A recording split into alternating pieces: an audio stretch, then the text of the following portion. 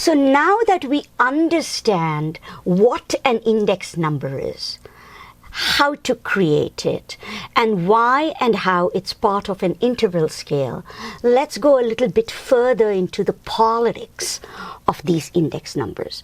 Because going back all the way to the GDP, it was all about the political question. What happens if something's visible in the data, something's not visible in the data? How do I create a measure to ensure that issues that we care about are visible in the data, and that particular types of questions don't just get invisibilized or drop out of the data? But now we have to think of the politics of visibility in additional ways.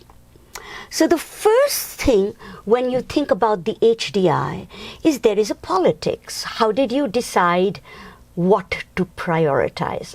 So the specific items you choose are going to really change where you are in the ranking, depending on what you decide is more important. Because if you decided that health was more important, then some countries who are high in the rankings would, because their GNI is high, would drop. Whereas other countries who are better in the ranking when it comes to health would rise. So in fact, as it happens, there has always been a deep political question and debate inside the United Nations about why do we give so much weight, 1/3 of the total, to gross national income? Should we? Going back to Marilyn Waring, she said that's not even a relevant measure. Why are we even using it? Shouldn't we use something else? But as it happens, there are first world countries whose ranking would drop to second world levels or semi-industrialized levels if, for example, we dropped GNI per capita and just focused on health and education. And no country wants their ranking to drop. They don't want to look bad. So what we choose is a political question. How much weight we give it is a political question. So the number, just because it's a number, doesn't solve politics. The number is merely an invitation for you to realize that when you are constructing data, you have to make some decisions. Just because it's political doesn't mean it's wrong or bad either. It just means that it's an invitation to make some analytic, ethical decisions. Item 2, as an index, the Human Development Index is an interval scale, which means it's a ranking. It's not a rating alone, but it's actually a ranking. It's like, where are you sitting in that range between the best and the worst? It's a ranking. So think about this. When you have been in classes, have you ever had a professor who says, I'm going to curve? If the professor curves, that's an interval ranking. So what happens? Everybody studies hard. You do your study groups. You work really hard. You improve your points. You do better in the exam.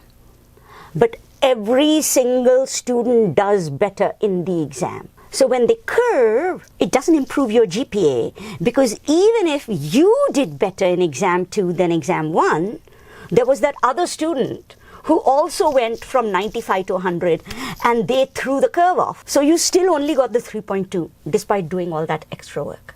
So curving in GPA is a form of an interval scale using ranking. On the other hand, what I do in my class is a rating. The whole class improves. The whole class gets a better GPA. I have some benchmarks. You meet your points, you get that GPA.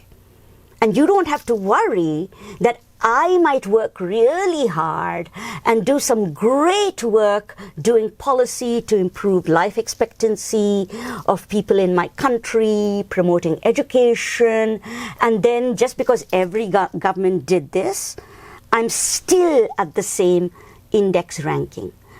So in those moments, what you really want to focus on, because the HDI politically is a ranking, not a rating, you ask questions like, where are you in the ranking? Did you drop to the bottom 20%, whereas earlier you were in the top 30%, right?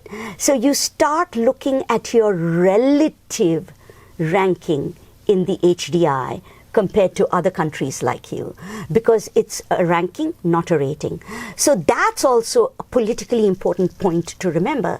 It might really be that a country did great, improved life expectancy, improved education, but the key is they didn't do it as well as other countries. So even if they improved in absolute terms, they fell in the ranking because other people did better. And the final point about the politics of the HDI, apart from the weights, what exactly we use to measure it, the fact that it's a ranking, not a rating, an interval scale, is maybe the HDI is not the only issue we are interested in. In this class, for example, we are interested in the economics of gender. So HDI is great for overall, but it doesn't tell me about gender equity. So now we're going to learn about making our own indices in the next video.